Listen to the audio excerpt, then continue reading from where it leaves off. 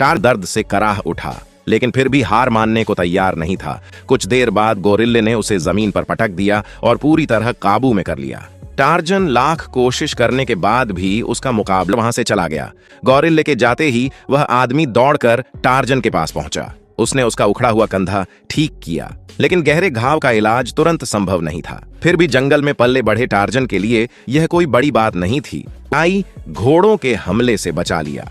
दोनों किसी तरह जान बचाकर जंगल की ओर भाग निकले। जंगल में पहुंचने के बाद जेन समझ गई कि वह ज्यादा देर तक दुश्मनों से नहीं बच सकती। उसे अच्छी तरह पता था कि रोम का असली निशाना वही है, इसलिए उसने अपने साथी से कहा कि वह तुरंत दूसरी तरफ से होकर गांव पहुंचे और लोगों को मदद के लिए बुलाए, जबकि वह खुद दुश्मनों को दूसरी दिशा में ले जाएगी। कुछ दूर भागने के बाद जेन गलती से गोरिल्लों के इलाके में पहुंच गई।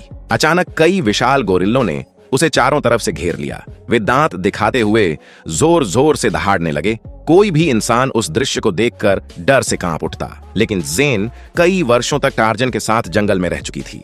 वह जानती थी कि जंगल का सबसे बड़ा नियम है ताकतवर का सम्मान करो। उसने बिना कोई हरकत किए धीरे धीरे घुटनों के बल बैठकर अपना सिर झुका लिया। उसका यह व्यवहार देखकर गोरिल्ले शांत हो गए। उसी समय रोम अपने हथियारबंद सैनिकों के साथ वहां पहुंच गया। सामने का नजारा देखकर उसने भी अपने आदमियों को गोली चलाने से रोक दिया। वह धीरे धीरे आगे बढ़ा और जेन की तरह घुटनों के बल बैठ गया ताकि गोरिल्लों को गुस्सा न आए। जेन ने रोम से कहा कि वह उसके साथ चलने को तैयार है, लेकिन शर्त यह है कि किसी भी गोरिल्ले को नुकसान नहीं पहुंचाया जाएगा। रोम ने उसकी बात मानने का नाटक किया। इसी बीच दूर जंगल में मौजूद टार्जन ने गोरिल्लों की बेचैन करने वाली आवाज सुन ली। वह तुरंत समझ गया कि कुछ बहुत बड़ा खतरा मंडरा रहा। उधर हालात अचानक बिगड़ गए।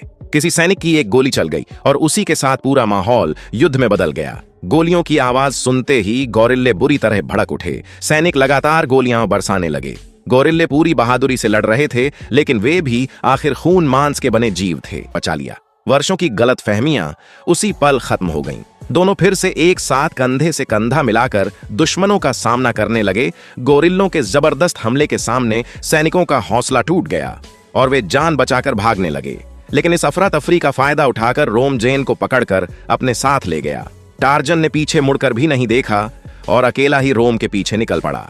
कुछ देर बाद उसका साथी वहां पहुंचा तो चारों तरफ बिखरी तबाही और घायल गोरिल्लों को देखकर स्तब्ध रह गया। तभी टार्जन को अपने अतीत की वह घटना याद आई जिसने दोनों को दुश्मन बना दिया था। कई साल पहले सरदार के बेटे ने अपनी बहादुरी साबित करने के लिए टार्जन की गोरिल्ला मां का शिकार कर दिया था।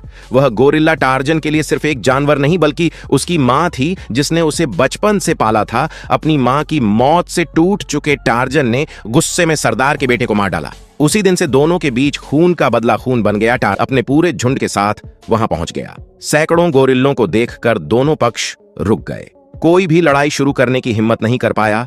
इसके बाद टार्जन के साथी ने भी सरदार को समझाया कि अगर आज वे आपस में लड़ते रहे तो रोम सब कुछ लूट कर चला जाएगा। आखिरकार सरदार को सच समझ में आ गया।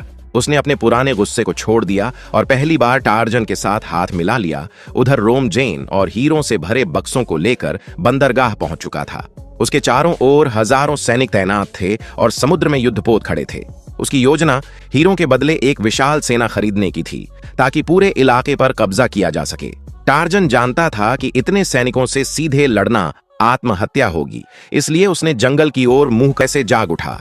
हाथी, भैंसे, हिरण और अनगिनत जंगली जानवर उसकी मदद के लिए दौड़ पड़े। कुछ ही देर में धरती कांपने लगी। हजारों जंगली जानवरों का झुंड अफरा तफरी का फायदा उठाकर रोम जेन को लेकर भागने लगा। टार्जन एक जंगली भैंसे की पीठ पर सवार होकर उसका पीछा करने लगा। दोनों के बीच आखिरी और सबसे खतरनाक मुकाबला शुरू हो चुका था। रोम ने देखा कि टार्जन लगातार उसके करीब पहुंचता जा रहा है। उसे रोकने के लिए उसने एक बेहद नीच चाल चली। उसने अपने सैनिकों को आदेश दिया कि जेन को रस्सियों के सहारे ऊंचाई पर लटका दिया जाए ताकि जंगली जानवरों का झुंड उसे कुचल दे और टार्जन उसे बचाने में उलझ जाए। जेन की जान खतरे में देखकर टार्जन ने बिना एक पल गंवाए उसकी ओर छलांग लगा दी।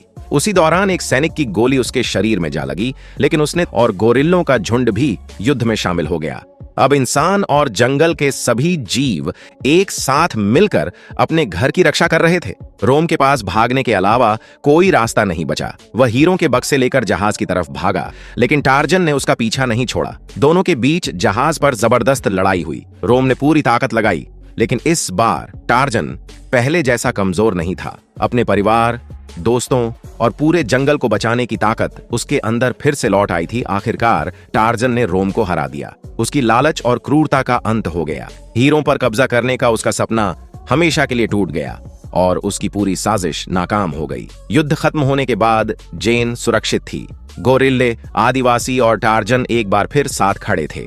वर्षों पुरानी दुश्मनी भी खत्म हो चुकी थी। सभी को समझ आ गया था कि नफरत केवल विनाश लाती है, जबकि एकता सबसे बड़ी ताकत होती है। टार्जन ने अपने जंगल, अपने परिवार और अपने साथियों की रक्षा कर दी। जिस धरती को लालच और हिंसा से बर्बाद करने की कोशिश की जा रही थी, वह फिर से आजाद हो गई। इसी के साथ यह रोमांचक और भावनाओं से भरपूर कहानी अपने खूबसूरत अंत तक पहुंचती है।